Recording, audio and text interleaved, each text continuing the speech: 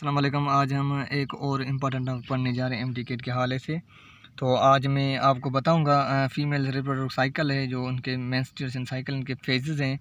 तो इसमें जो है कौन सा फ़ेज़ जो है कितने दिन चलता है और किस फ़ेज़ में क्या होता है, ये जो बच्चे हैं जो कैसे पैदा होते हैं, अगर नहीं पैदा होते तो उसमें कौन सी जो है रीज़न होती है कि वो नहीं पैदा होते।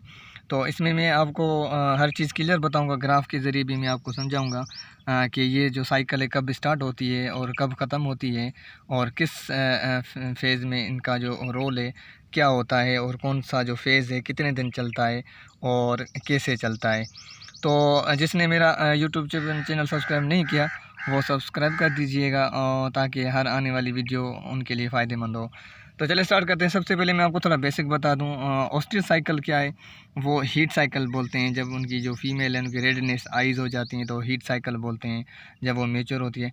और दूसरी होती है ओवरिन साइकिल। ओवरिन साइकिल क्या है कि फ़ीमेल जो है जब 10 ईयर्स तक पहुँचती है तो तकरीबन हर ओवरी जो है उनके पास 2 ओवरीज़ हैं, लेकिन उनकी हर ओवरी है वो तकरीबन 2 लाख जो है वो उस साइड पैदा करती है। उसमें से भी 450 जो है उस साइड बचते हैं। उस 450 में से फिर एक मैच्योर जो एग है वो बनता है। फिर जो मैच्योर जो एग है वो ट्रांसफर्ड होता है ओविडक्ट में, वहाँ पे फर्टिलाइज्ड होता है हमारे पास उनके जो है ओविडक्ट में स्पर्म के साथ। तो ये थोड़ा बेसिक इंट्रोडक्शन है। ये जो साइकिल है स्टार्ट होती है हमारे पास जो मेंस साइकिल है ये स्टार्ट होती है 13 ईयर्स और ख़त्म होती है 50 ईयर्स पर। जब ये ख़त्म होती है 50 ईयर्स का हम उनको मेनोपास बोलते हैं। मेनोपास का मतलब है end of ovarian cycle when she is reached at 50 years old, it means menopause. तो स्टार्ट करते हैं फीमेल रिप्रोडक्टिव साइकिल। ये क्या है, आल्सो कॉल्ड मेंस्ट्रुएशन साइकिल।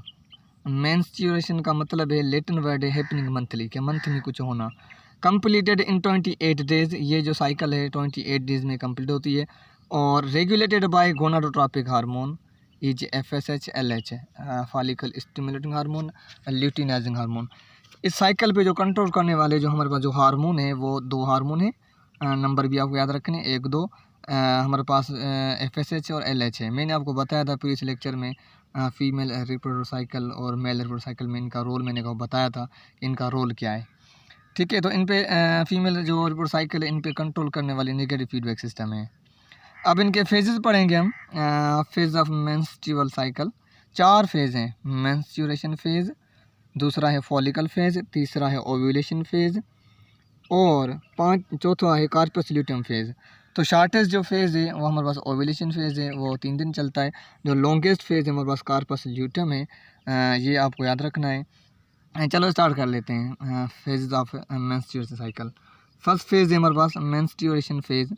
ये आपको याद रखना है कितने दिन चलता है, 1 से 5 डेज चलता है, ये आपको पॉइंट याद रखनी है। Flow of blood known as menses monthly.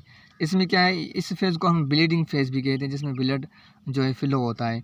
इसमें क्या होता है, नो फर्टिलाइजेशन नहीं होती, नो प्रेगनेंसी, ये पॉइंट आपको क्लियर करनी है। दूसरा फेज़ इसके बाद स्टार्ट हो जाता है, ये 1 से 5 दिन चला था, अब 6 दिन से 12 दिन तक ये चलेगा। तो फॉलिकल फेज़ है, ये आपको याद रखना है। Follicle stimulating hormone is released from anterior pituitary gland. ये जो फॉलिकल स्टिमुलेटिंग हार्मोन है वो रिलीज़ होगा एंटीरियर पिट्यूटरी ग्लैंड से, और वो एंटीरियर पिट्यूटरी अब वो क्या करेगा, इट स्टिमुलेट्स टू एंडोमेट्रियम। ये FSH का काम है, एंडोमेट्रियम को स्टिमुलेट करेगा और ओवरी को भी स्टिमुलेट करेगा FSH। Then they release estrogen hormone, फिर ये क्या करेंगे, एस्ट्रोजन हार्मोन को रिलीज़ करेंगे। Then develop to primary follicle, फिर प्राइमरी जो फॉलिकल है वो डेवलप होगा cell with primary oocyte, cell के साथ प्राइमरी ओसाइड के साथ है। इसमें क्या होगा, एस्ट्रोजन भी हार्मोन है। एस्ट्रोजन क्या करेगा कि vascularise the endometrium, inhibit the secretion of FSH आपको याद रखना। ये वेस्कुलराइज करेगा एंडोमेट्रियम इनसाइड मेट्रियम से मस जो स्पॉन्जी जो इनका इनर लेयर होता है यूटेरस का, और इनहेबिट करेगा जो सीक्रेशन होती है FSH की। फिर क्या होगा, Graafian follicle cell ripen and mature primary follicle cell called Graafian follicle cell. ये जो है ग्राफिन फॉलिकल सेल जो है मेच्योर होंगे प्राइमरी जो है फॉलिकल सेल के अंदर, तो ये उनको ग्राफिन फॉलिकल सेल कहेंगे। Follicle atresia, other follicles break down by degenerative process called follicle atresia. दूसरे जो फॉलिकल हैं ब्रेक डाउन हो जाएंगे, डीजेनरेट ख़त्म हो जाएंगे और इस प्रोसेस को हम बोलेंगे फॉलिकल एट्रेशिया। ये भी इंटीटेस्ट की पॉइंट है, आपको याद रखनी है। तीसरा फेज़ हमारे पास ओव्यूलेशन फेज़ है, शॉर्टेस्ट फेज़ है। यहाँ से ये जो ख़त्म हुआ था 6 टू 12 डेज़ पे तक चला था, अब हमारे पास 13 दिन से स्टार्ट हो जाएगा। 15 दिन के बीच में 13 टू 15 डेज़ के बीच में शॉर्टेस्ट फेज़ है, सिर्फ 3 दिन चलेगा। इसमें क्या होता है, decrease of FSH and increase of oestrogen. इसमें डिक्रीज होगा FSH और इंक्रीज होगा एस्ट्रोजन, ये पॉइंट आपको याद रखनी है। Stimulate pituitary gland for releasing LH which releases the ovum from follicle called ovulation. इसमें जो है FSH जो है वो डिक्रीज होगा, फिर एस्ट्रोजन इंक्रीज होगा और पिट्यूटरी ग्लैंड क्या करेगा, रिलीज़ करवाएगा LH को, और वो जो है LH क्या करेगा, फिर ओवम को रिलीज़ करवाएगा फ्रॉम फॉलिकल कॉल्ड ओव्यूलेशन। इसका मतलब है कि ओविडक्ट में LH जो है वो हमारे पास जो है ओवम है, मेच्योर ओवम है, इसको रिलीज़ करवाएगा। तो ओव्यूलेशन का मतलब है कि mature egg is transferred into oviduct is called ovulation. ये डेफिनेशन भी आपकी क्लियर होगी। उसके बाद चौथा जो हमारे पास जो है फेज़ स्टार्ट होता है कार्पस ल्यूटेम में। कार्पस का मतलब है येलो बॉडी। यहाँ से 13 दिन से 15 दिन ये चला था, अब 16 दिन से ये स्टार्ट हो जाएगा, 28 दिन तक चलेगा, 28 दिन तक चलेगा। इसको लॉन्गेस्ट फेज बोलते हैं। प्राइमरी फॉलिकल सेल मॉडिफाइड हो जाएगा इनटू येलोविश ग्लैंडुलर स्ट्रक्चर। जो प्राइमरी फॉलिकल जो सेल है वो फिर मॉडिफाइड चेंज होगा येलोविश ग्लैंडुलर स्ट्रक्चर में। Corpus luteum release of progesterone hormone. फिर कार्पस जो ल्यूटियम है वो रिलीज़ करेगा प्रोगेस्टेरोन हार्मोन। ये भी आपको पॉइंट याद रखनी है कि प्रोगेस्टेरोन हार्मोन कौन बनाता है, कौन सा फेज़ बनाता है, कार्पस ल्यूटियम बनाता है। फिर रोल क्या है इनका, कार्पस ल्यूटियम का हमारे पास प्रोगेस्टेरोन हार्मोन का, डेवलप एंडोमेट्रियम फॉर जाइगोट और सेकेंडरी ओसाइट। यह क्या करेगा, प्रोगेस्टेरोन ये एंडोमेट्रियम को बढ़ाएगा जाइगोट के लिए या सेकेंडरी ओसाइट के लिए, उनकी जगह बनाएगा। और दूसरा इनका फंक्शन है फॉर्मेशन ऑफ प्लेसेंटा। तो प्रोगेस्टेरोन हार्मोन का ये आपको फंक्शन याद रखना है, फॉर्मेशन ऑफ प्लेसेंटा और डेवलपमेंट एंडोमेट्रियम फॉर जाइगोट। ये भी पॉइंट आपको क्लियर रखनी है। और हम आपको समझाते हैं अब ग्राफ के ज़रिए। ये मेंस्ट्रुएशन साइकिल है, मेंस्ट्रुएशन फेज़ हमारा फर्स्ट फेज़ है।